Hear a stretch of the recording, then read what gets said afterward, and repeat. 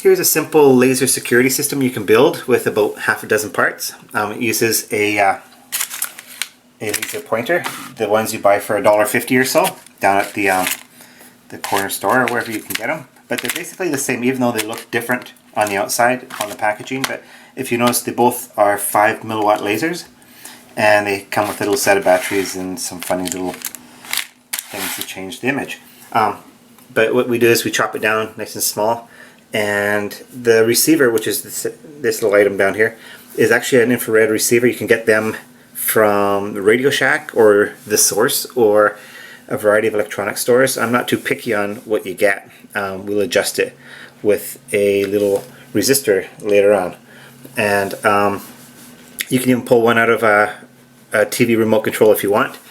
And it's one of those things that is used on the type that actually can self-learn other remote control information, but it's the one that has 2 LEDs in the TV remote that we use. Also, I'm just using a little switch from the laser pointer. You know, we chop it all up and we take this piece here as a button we use to change modes from setup mode to armed mode.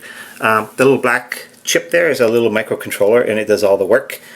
And the black thing is actually just a buzzer. You could use whatever you want to output your signal to, and in some cases you could use the signal can head out to a cell phone or maybe a camera, whatever you want. The power pack here is actually 3 batteries, not 4. If you notice, I've just thrown a spring or something in between there. But the reason for the 3 batteries instead of 4 batteries is I'm trying to keep the voltage down to what came with the packaging. These little lasers come with 3 batteries, and it's best to simulate the same power source so that it's more true, and you don't have to use a lot of resistors to try and add more complication with componentry. The only other parts I've got on here are that little resistor I just mentioned, and this little LED I put in here, the little blue one.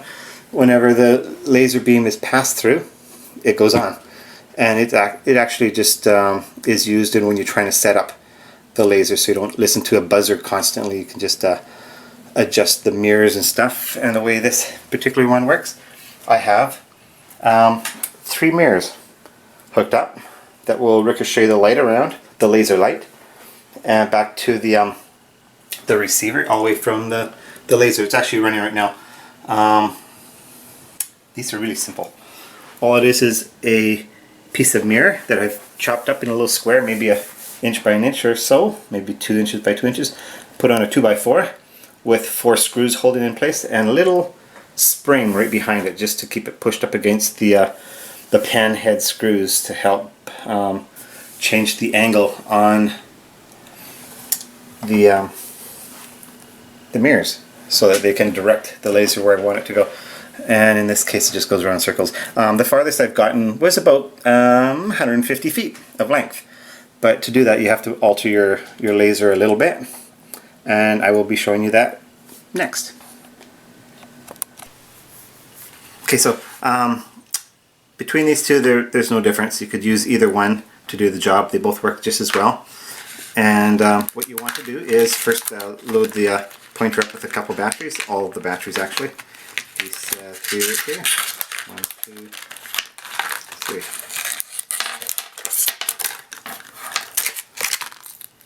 And we will be adjusting the laser, not for intensity but for sharpness. We want to get the laser so it points in as fine a little spot as possible, because when they come stock they actually don't point that well.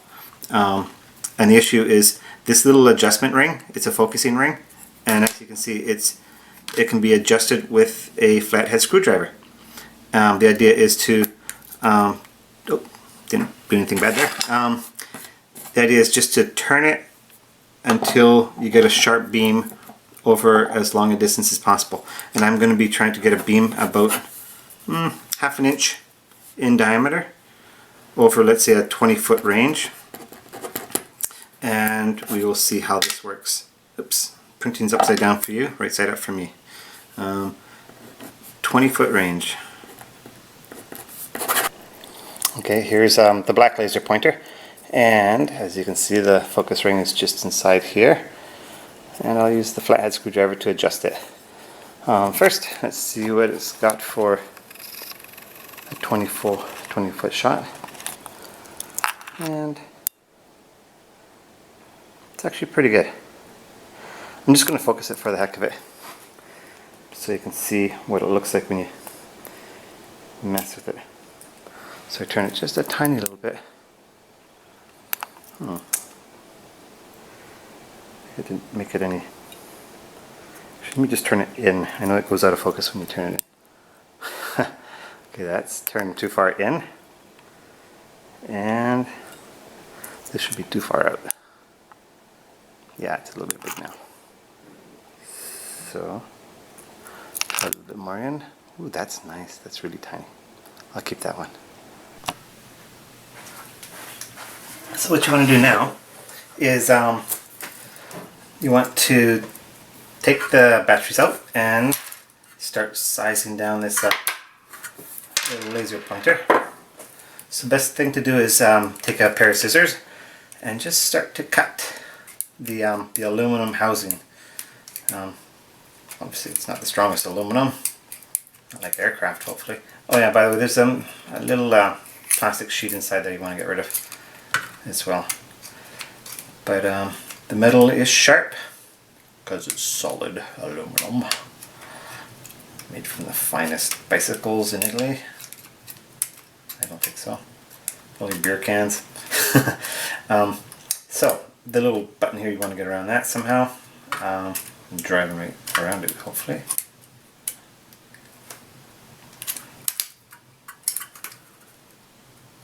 My scissors are struggling there.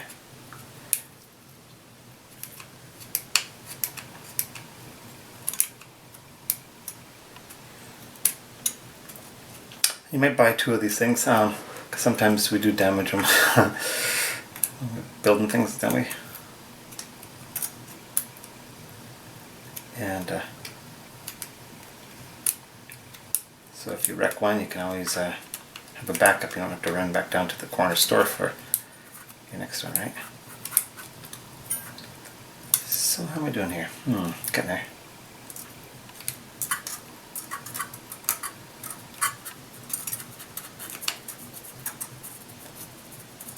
So we're trying to reach the wires and stuff. You can see the little push button right there, but we're trying to get even farther down this pile of electronics here. You could use side cutters, but it's your call. I use whatever's available.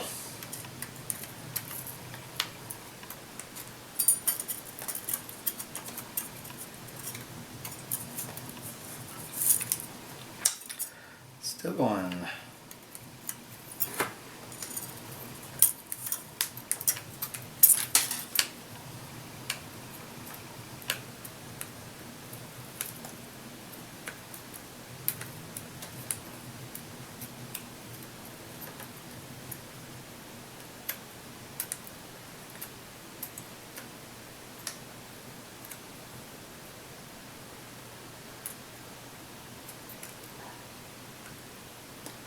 This is about as far as you want to get, really.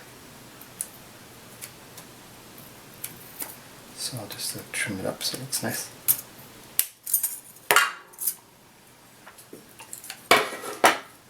What you want to do at this point is these are your two contacts you're going to go after between that resistor and that edge right there, but I'll show you how to do that as well. I want to cut off the switch. Hopefully a bigger pair of cutters to do that.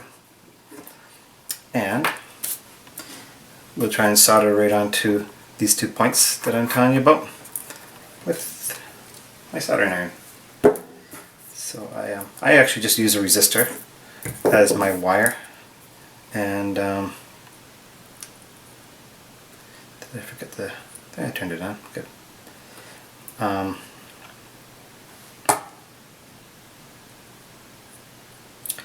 This soldering iron's really dirty, But I don't have anything to wipe it on right now, so we'll just do it this way.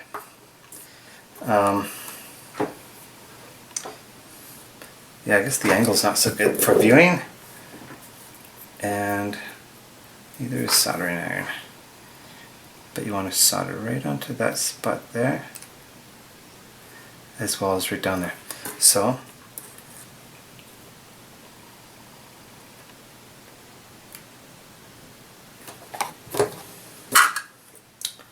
solder one end right there, and the other one at the end of the resistor right there. Try not to burn a hole through yourself.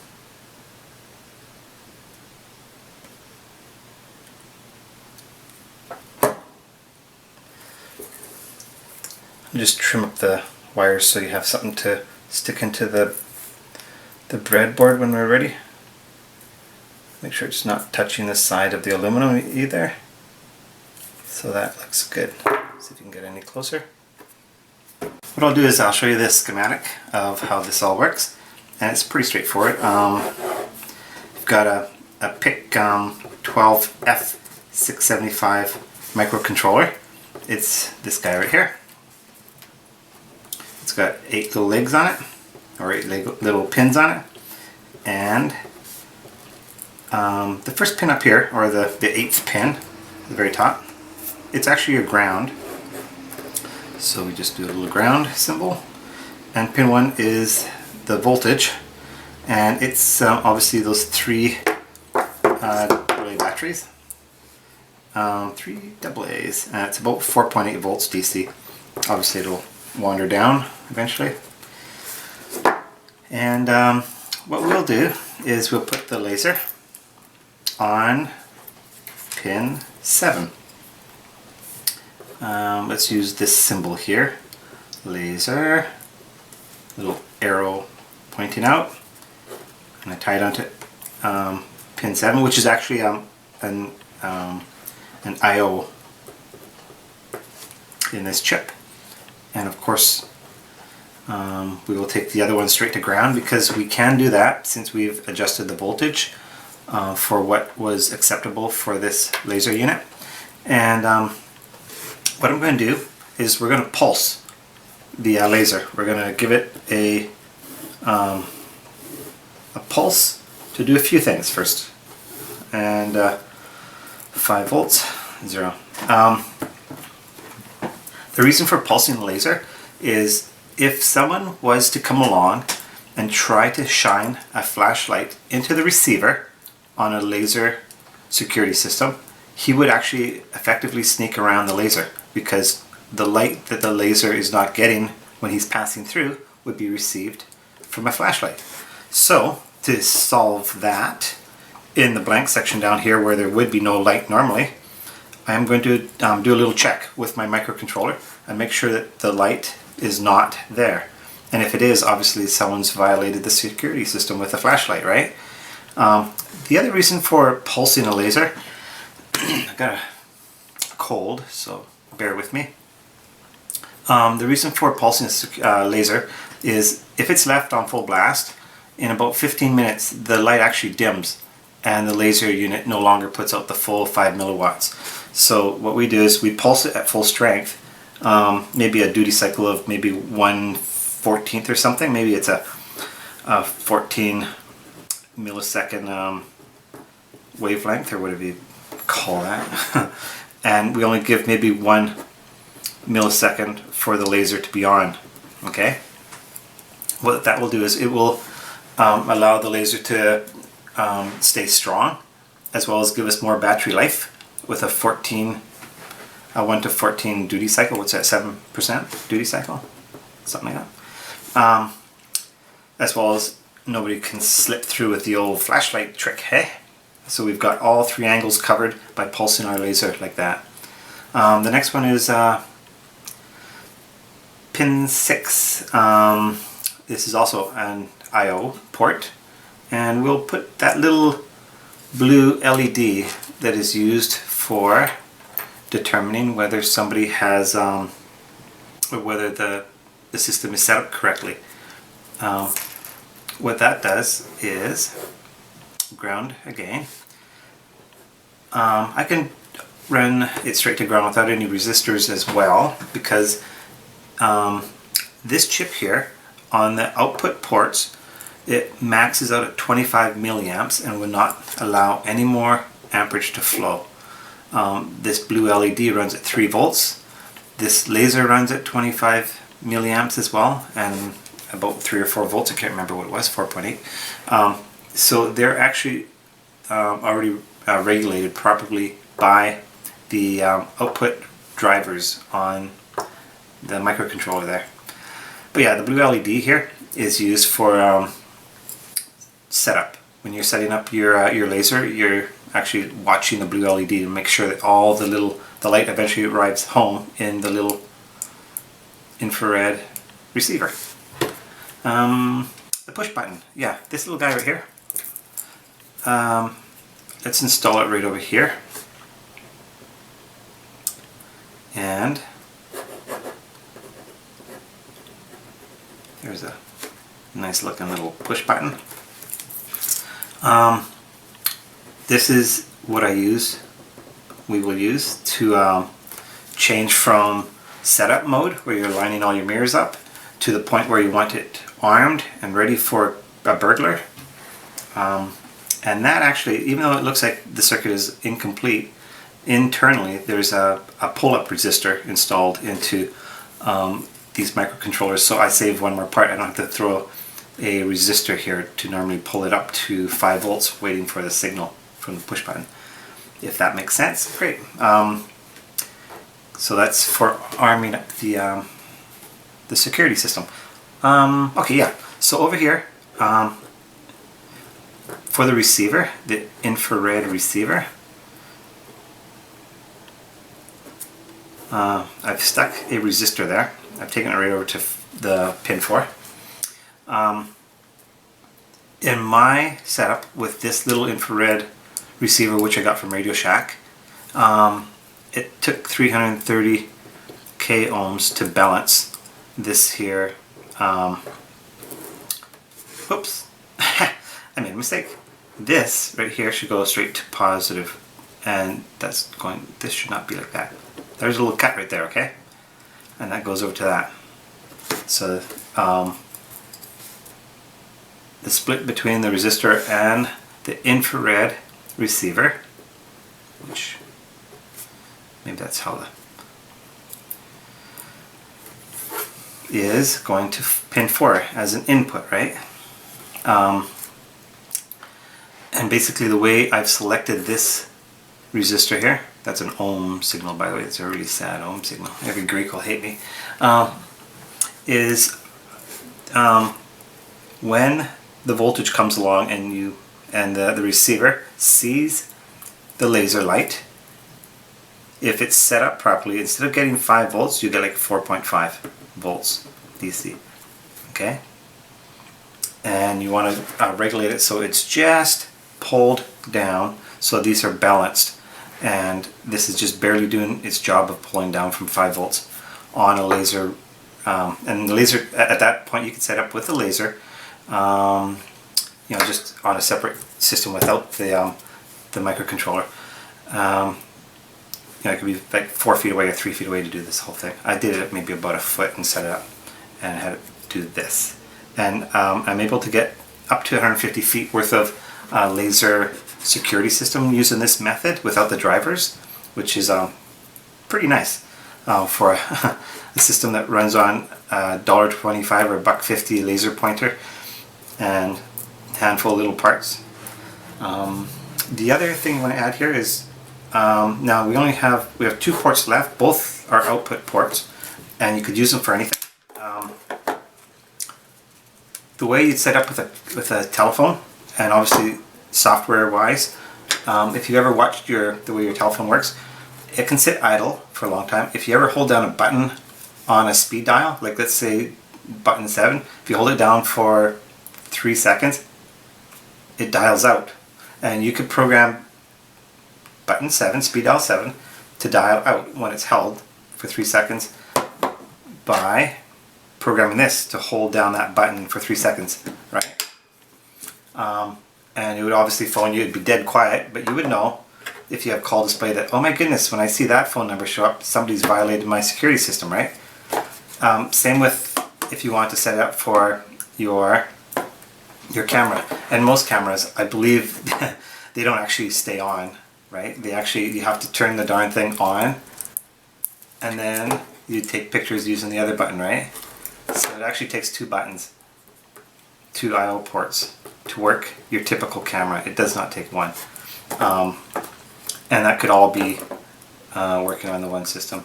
But yeah, obviously you set up your own two I/O ports to do that. I'm just setting mine up, in this case, just to activate a buzzer, which is brought straight to ground as well. I don't need to put a resistor in there because this one runs on 25 milliamps as well.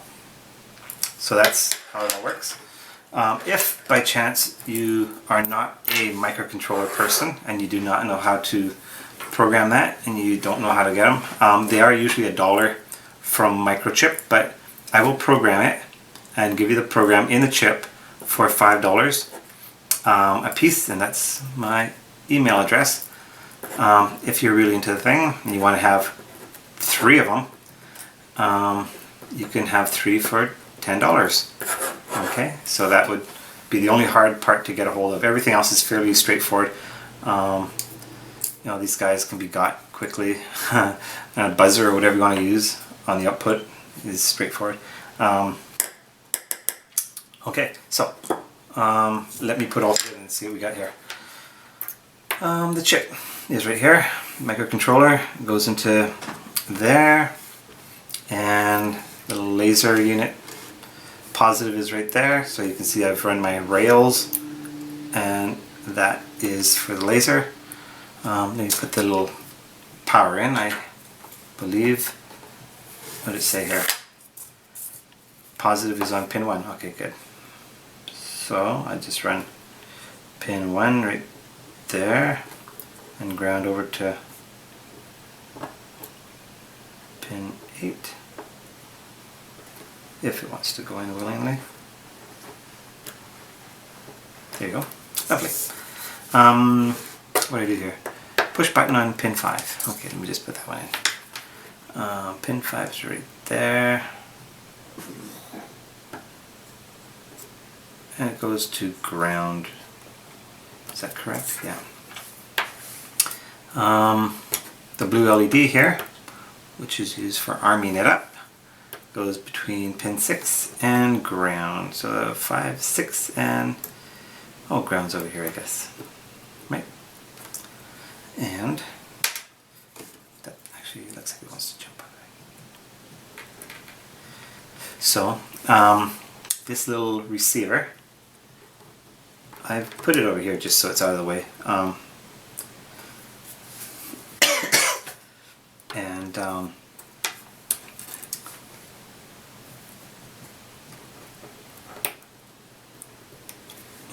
That pretty much arm it up.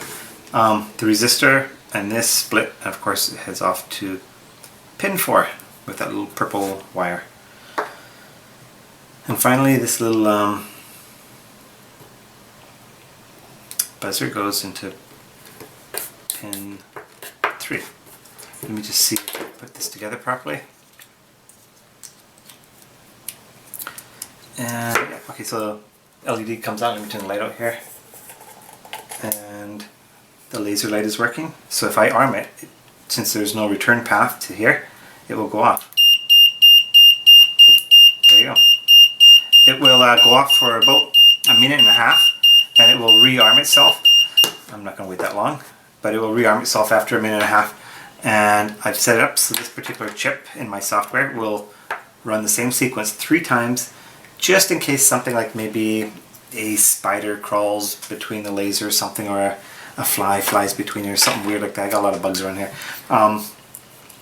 And then each time it would send the signal, it would actually maybe phone out or take a picture, whatever, and then rearm itself. And if there's still something in the way, like a spider web, it will continue 3 times and eventually shut down, because you don't want the thing phoning you constantly. You just want it to phone 3 times at the most, preferably just once when there's a criminal who walks through it once, and you don't necessarily have to have that little buzzer. Okay, there's the finished product right there. You've got your laser and your receiver all lined up right now. I'm running the beam obviously from here, from the little unit, over to that mirror, and then ricocheting it over to that mirror, and then finally heading down the line to that mirror, and of course into the receiver. If I was to just shift this mirror a little bit here, you can see that little, well actually, yeah, if you shift it out of alignment, the little blue light comes on right here, indicating that I have not lined up my unit until I bring it in. So this is setup mode, obviously. You'd have the time to, you know, get my finger in the way. And it's also designed to check to see if there's too much light coming in. If you should actually put this little receiver here inside a little black tube so sunlight does not get in. And like I say, if someone comes along with a flashlight, you know, you can't sneak around it, right? It knows if there's a blank spot that's being filled with light in the software. So anyhow, once I've set it up, I merely push the little button here, going from setup mode to armed mode. And if I pass through there, the alarm will go off.